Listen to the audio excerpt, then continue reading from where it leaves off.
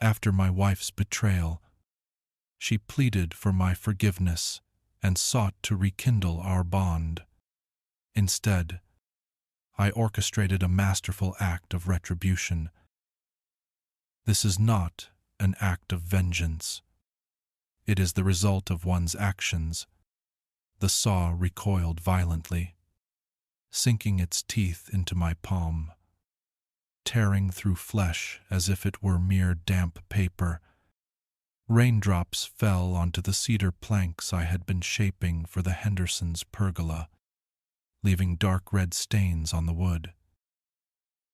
I swathed my hand in a weathered shop rag and continued my labor. Suffering was merely an expense of the trade. The phone vibrated softly against the workbench. A new message from Mrs. Henderson, awaiting my attention.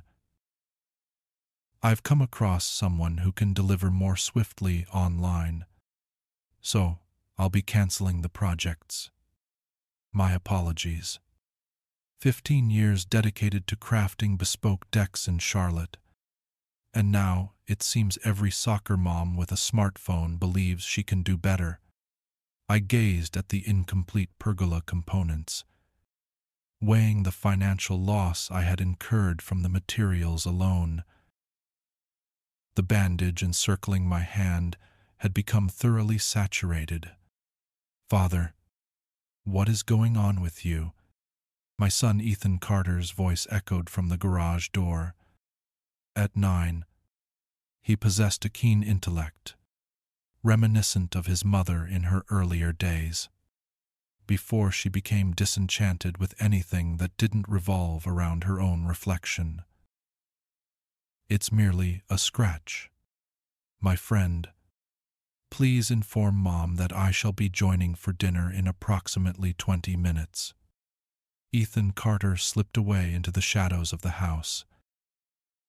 From the vantage of the kitchen window, I observed Jessica Miller in her familiar rhythm, pacing back and forth, her hands animatedly dancing in the air as she engaged in conversation with her beloved mommy group.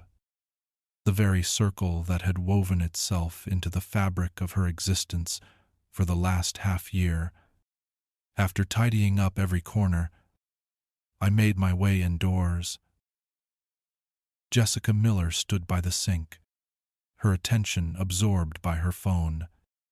"No, Tracy, I believe the spa retreat is precisely what I require for my mental well-being," she declared, twirling a strand of her freshly highlighted hair. Certain women require a greater emphasis on self-care than their counterparts. She ended the call and faced me, wearing that smile she had mastered for her Instagram snapshots. "Michael Carter, my dear, I shall be departing this weekend. A gathering of girls at that fresh spot in Asheville." Tracy meticulously orchestrated the entire event for the mommy group. I nodded, securing my injured hand with greater intensity. "When do you plan to depart?" "Tomorrow morning. I shall return by Sunday night." The essence lies in the journey of self-discovery and the celebration of feminine strength. Her fingers brushed against my arm with a delicate tenderness. "Do you grasp the essence of what I'm conveying? Lately, a sense of entrapment has enveloped me. As the night enveloped me, I found myself in bed, attuned to the sound of her packing. Chic apparel for a sanctuary of the mind. Stylish heels for nature's trails. Intimate wear celebrating women's strength. The numbers failed to align, yet I had come to understand the importance of silence regarding Jessica Miller's discrepancies. On Saturday morning, she departed in her white SUV, planting a kiss on my cheek and vowing to keep me posted with updates. Today unfolded with Ethan Carter by my side, as I guided him through the art of using sandpaper on a piece of scrap wood. His hands were skilled, unwavering in their precision, reminiscent of the steadiness I once possessed. On Sunday night, she arrived, radiant and rejuvenated. Yet, as I embraced her, an unsettling odor emanated from the SUV, not the refreshing embrace of mountain air or the soothing touch of spa treatments, but rather the scent of hotel soap and cologne that belonged to someone else. The mommy group enveloped Jessica Miller with an intensity akin to a fever. Each dialogue began and concluded with Rachel Foster and her entourage of suburban royalty, Sunday gatherings at chic eateries, excursions to acquire coordinated activewear, and getaways that appear to occur with remarkable frequency. "We need to invest in ourselves," Tracy declared, as Jessica Miller announced this over breakfast, her eyes glued to her phone. Next weekend, she is hosting a wellness seminar with a modest fee of $50 per participant. I spread butter on Ethan Carter's toast, remaining silent. 50 here, 100 there. The credit card statements transformed into chronicles of Jessica Miller's quest for self-discovery. On that Tuesday, as Ethan Carter immersed himself in his Xbox games, I took it upon myself to sort through our finances. Notifications from my credit card had been accumulating in my inbox. The majority consisted of the mundane: grocery stores, gas stations, and the essentials for Ethan Carter's school supplies. Then it caught my eye: a PayPal transaction to Blue Ridge Luxury Suites, totaling $347.89. Thank you for last night. With all my affection. XO. My hands turned icy. Upon clicking the link, I was met with the captivating allure of a boutique hotel's website: packages for couples, enchanting retreats, sparkling champagne, and delicate rose petals. As Jessica Miller returned from her lunch with the girls, I found myself poised in the kitchen, awaiting her arrival. What was Tracy's day like today? I inquired with a nonchalant air. Tracy, ever the fountain of wisdom, never hesitates to share her insights on how to embrace life to the fullest. She reached into the fridge and took out a water bottle. "We are organizing another retreat next month, destined for a truly remarkable location this time around." I revealed to her the display of my phone. "Is this extraordinary?" Her complexion drained of color, only to be replaced by a vivid crimson hue. That was meant for each and every one of us. The ensemble resolved to share a lavish suite for our final retreat. Consider enhancing its uniqueness. Is it $347 for each one? Michael Carter. What prompts this line of questioning directed at me? Am permitted to indulge in my own desires. Her voice rising in pitch, reminiscent of the frantic moments when she was in a rush. Are you aware of the challenges faced by a stay-at-home mom? At times, I feel utterly unseen. I captured a screenshot of the PayPal notification before shutting my phone down. I am merely seeking to grasp the intricacies of the mathematics involved. That evening, I fashioned a new folder on my phone, naming it Receipts.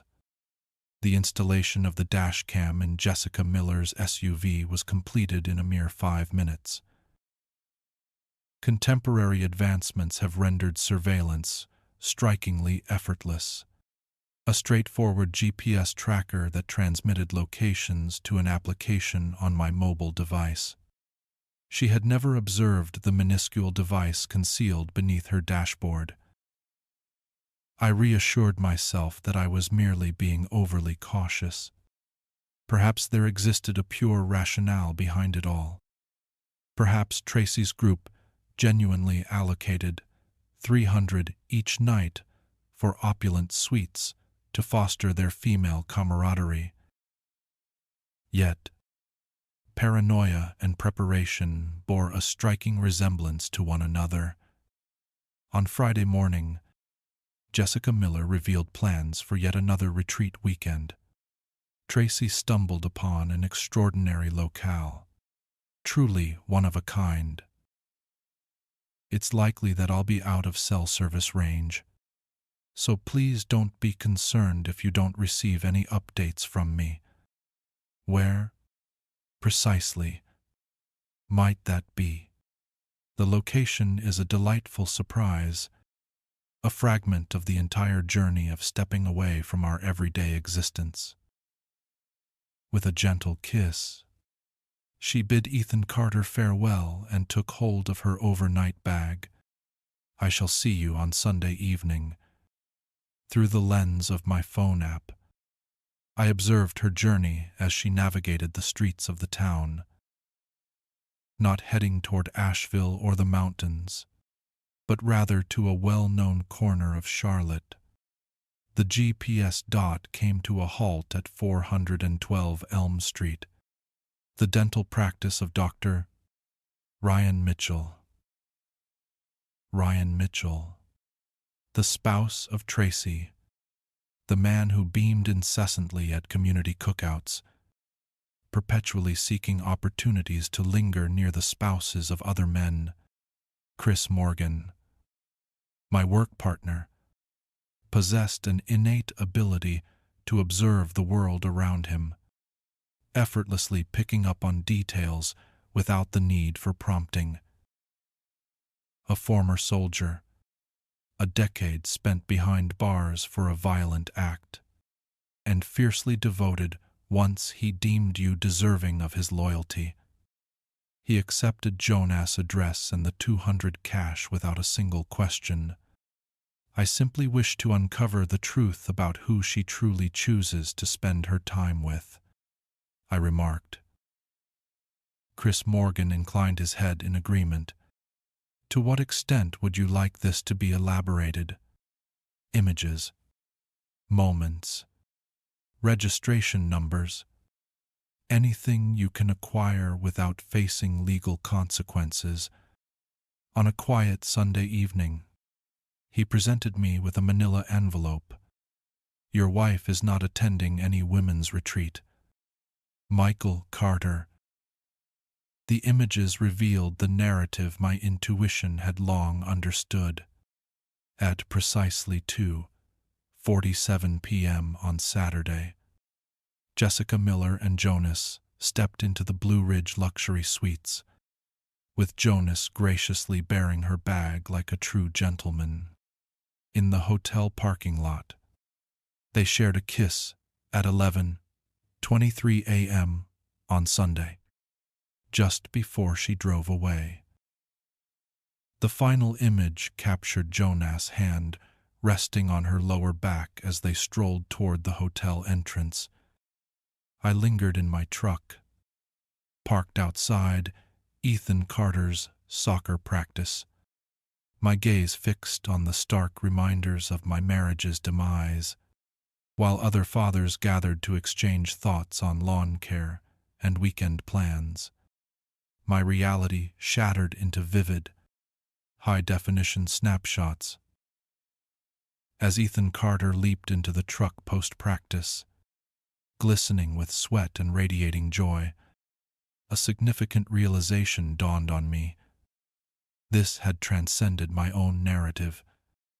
It revolved around him, ensuring that his existence remained steady while chaos reigned elsewhere.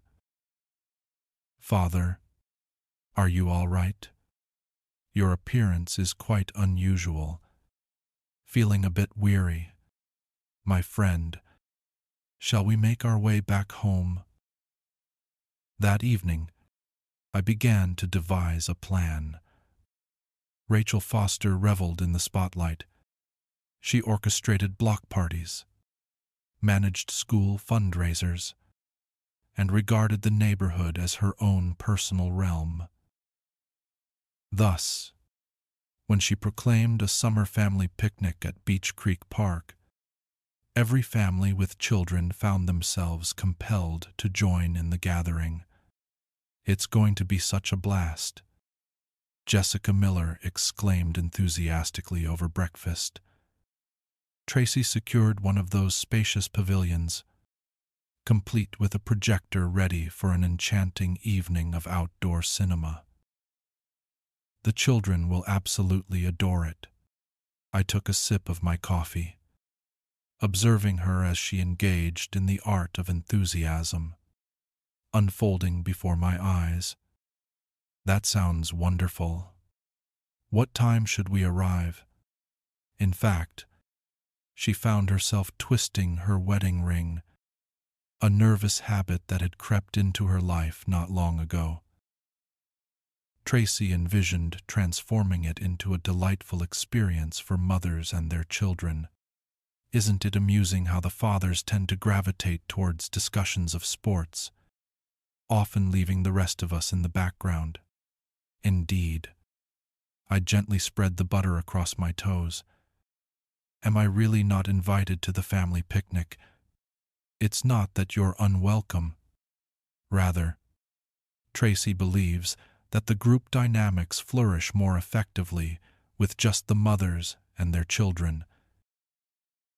Deeper discussions surrounding the nuances of parenting and the intricacies of relationships.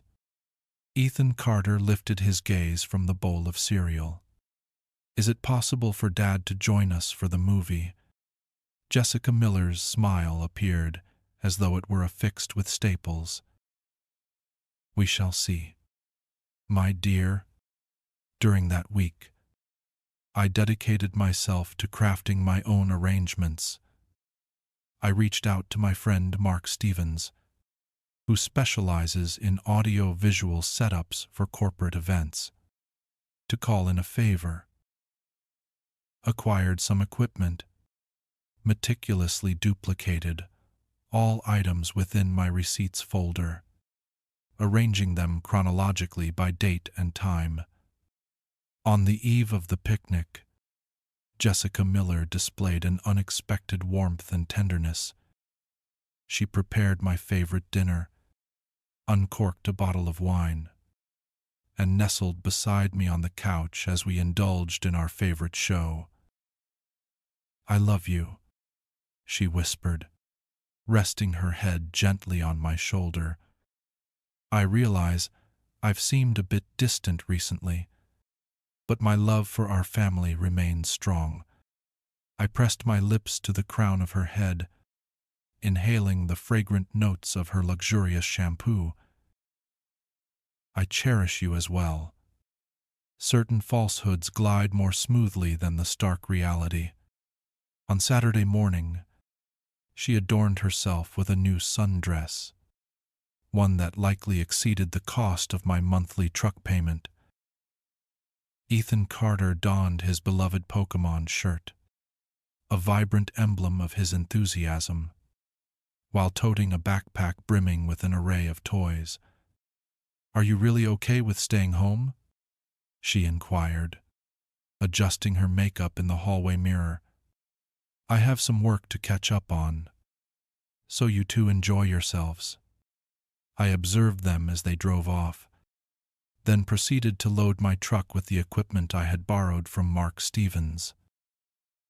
Upon my arrival at 3 o'clock, Beach Creek Park was alive with the laughter and chatter of families enjoying their day.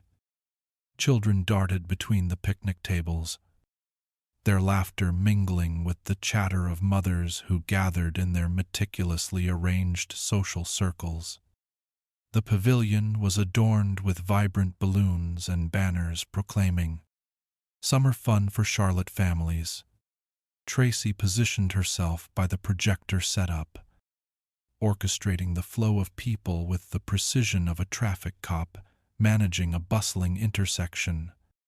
She noticed me right away. "Michael Carter, I was under the impression you wouldn't be here." Her smile came effortlessly, yet her eyes held a keen, discerning gaze. I reconsidered. I wanted to witness Ethan Carter's enjoyment of the film. I discovered Jessica Miller unfurling a blanket at the forefront of the pavilion. Ethan Carter dashed about, lost in the joy of play with the other children, his backpack left behind in the rush of excitement. Her expression was one of surprise, yet there was a hint of pleasure in her eyes at my arrival. I presented some gear to assist with the projector, lifting Mark Stevens' professional HDMI switcher for emphasis. This aging configuration likely lacks optimal connection quality. Tracy caught wind of the conversation and nearly leaped into action. "How delightful." Jonas remarked that the projection appeared somewhat unclear. "He has a particular way of insisting on perfection in everything." Jonas emerged as though conjured, clad in a polo shirt and khakis that seemed to serve as a uniform for suburban betrayal. "Michael Carter, what a surprise to find you here. My friend." He slapped my shoulder with the assurance of someone who believed himself invincible. I decided to lend a hand with the technical aspects, I remarked, grasping his hand with a firm shake. "I have procured some superior cables." As they engaged in a lively discussion about screen resolution and sound quality, I took the opportunity to connect my equipment to their projector system. Mark Stevens' switcher effortlessly allowed for seamless transitions between inputs. The families drew nearer as the afternoon sun started its gentle descent. Tracy summoned the room's focus. "Dear friends, come forth and assemble." Curie. As we prepare to dive into the film, I feel compelled to share a few thoughts about our remarkable community of families. Parents nestled onto blankets, their bodies relaxed, while children squirmed with eager anticipation. Ethan Carter made his way back to our blanket, resting against Jessica Miller's shoulder. This was the moment I had meticulously orchestrated for weeks. Tracy continued, "We have crafted something truly remarkable here. A sanctuary where trust flourishes, support is unwavering, and the nurturing of our children unfolds in a tapestry of honesty and love." I retrieved my phone and launched the slideshow I had meticulously crafted, then clicked to connect to the switcher. "Families are constructed upon trust," Tracy continued, "upon the understanding that those in your life are precisely who they claim to be." The projector screen danced with flickers as my phone established its connection. Parents whispered among themselves, suspecting it was merely a technical hiccup. "When that trust is shattered," Tracy remarked, "it harms all involved, particularly the children." With a gentle tap, I initiated the playback. The initial image dominated the 12-foot screen, capturing Jessica Miller and Jonas locked in a kiss in the hotel parking lot. The timestamp unmistakably displayed. A piercing scream shattered the air, prompting a chorus of frightened cries from the children. Parents hurriedly shielded their children's eyes as a flurry of images flashed by. Receipts from PayPal. GPS tracking data revealing visits to Jonas' office on Sunday morning, and text message screenshots I retrieved from Jessica Miller's synced iPad. Tracy's words faltered, caught in the confines of her throat. Jessica Miller sprang toward my phone, yet I was already on my feet, lifting it high beyond her grasp. Ethan Carter exhibited a courteous demeanor, yet maintained a certain emotional distance, regarding her more as a congenial aunt than the nurturing figure who had cared for him during his formative 9 years. After a visit in April, Ethan Carter revealed that she had asked him if he wanted to come live with her in her new apartment. A knot formed in my stomach. Could you repeat that? I inquired of her the location where I would complete my homework. In her small, singular room. The television perpetually flickers to life. A constant companion, she insists, keeps the silence at bay. A fact he merely shrugged off. I expressed to her that I prefer my room here. During that very week, I received a call from Rachel Foster. It had been some time since our last conversation, a moment overshadowed by the calamity of that picnic. Yet, whispers from the neighborhood hinted at her newfound success in real estate and a budding romance with a lawyer from uptown Charlotte. Michael Carter, she began, her words flowing forth without hesitation. I wanted to thank you. For what purpose? For possessing the courage to take the necessary actions. I spent 23 years in a marriage with a man who lacked the respect to be truthful with me. If you hadn't revealed everything, I could have squandered 23 more. As I set about replacing a broken deck board on my back porch, I found myself balancing my phone precariously between my shoulder and ear. How have you been faring? In a state of well-being that surpasses anything I've experienced in years. It seems I excelled at concealing my own despair beneath the facade of social organizing. She chuckled, though her laughter rang true. The real estate market is thriving.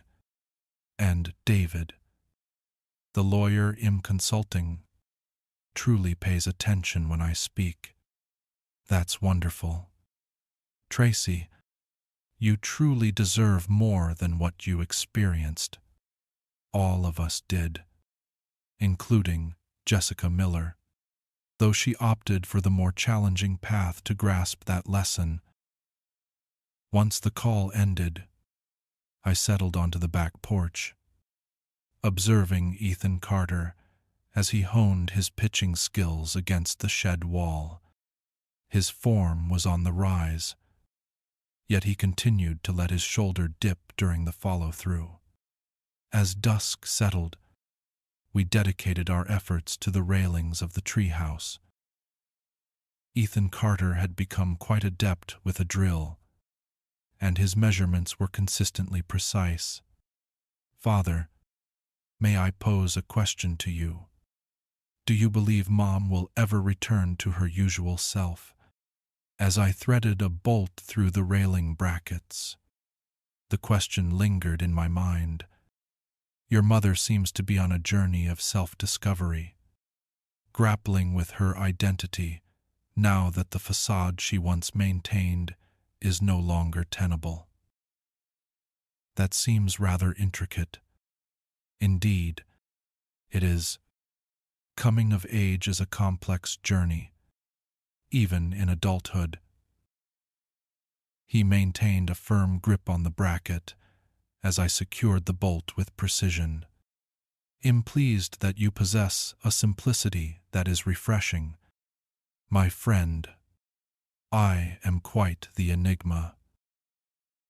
I strive to shield you from the burdens of complexity. Is that the reason you chose to capture all those moments rather than simply raising your voice at Mom? Intelligent child. While the thought of yelling might have provided a fleeting sense of relief, it ultimately would have resolved nothing. Strategizing and chronicling resolved all issues and left the antagonists in a state of shame. Indeed, the repercussions of their actions brought a sense of shame to the wrongdoers. I took the necessary steps to ensure that the consequences unfolded as intended. June ushered in Ethan Carter's 11th birthday, coinciding with the grand completion of our treehouse. We adorned it in a rich forest green, harmonizing with the oak tree's lush canopy, while Ethan Carter thoughtfully suspended battery-powered lanterns within, creating a cozy ambiance for evening reading.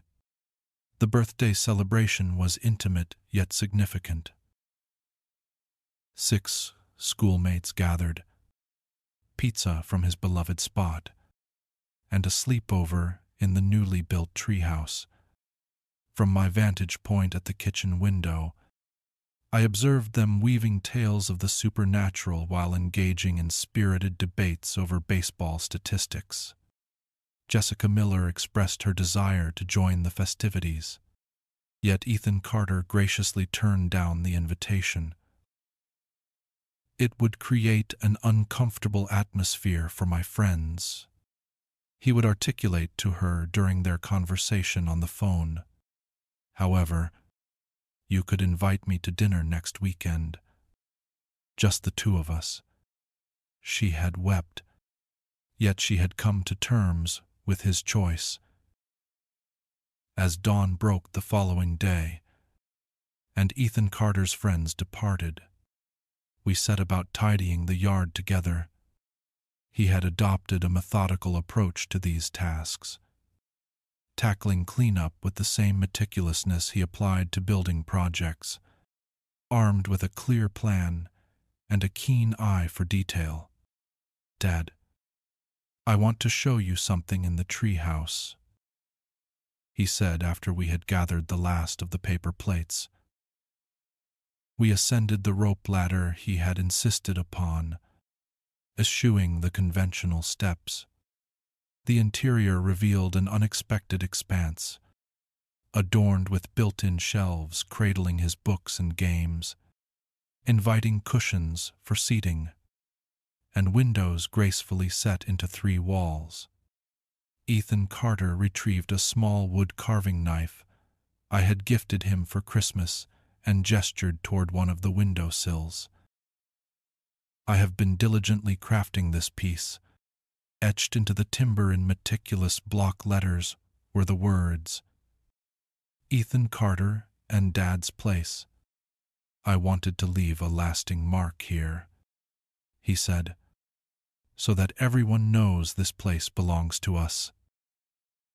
I glided my fingers across the intricately carved letters, sensing the subtle texture where the blade had etched its path through the wood's natural grain. "It's absolutely flawless." My friend, we lingered in a soothing quiet, gazing through the treehouse windows at the expanse of our backyard. The deck I had constructed 3 years prior had gracefully aged to a natural silver gray. The garden that Jessica Miller had once begun and then left behind had transformed into a flourishing vegetable patch, nurtured by the collaborative efforts of Ethan Carter and me. "Do you believe we will always call this place home?" Ethan Carter inquired. "For as long as you desire, here lies the essence of belonging." He nestled against my shoulder, his form still small enough to fit snugly in the curve of my arm. "Life has taken a delightful turn, and I find myself quite content with our current journey." From the vantage of the treehouse window, I gazed upon the park where the notorious picnic had unfolded. The pavilion was alive with the celebration of a graduation party. Families convened around tables, adorned with vibrant red tablecloths. Varied families, unique festivities, hidden secrets, and truths waiting to be unveiled. Yet from our treehouse, everything appeared serene and far away, akin to troubles that were the concern of others in lives apart from ours.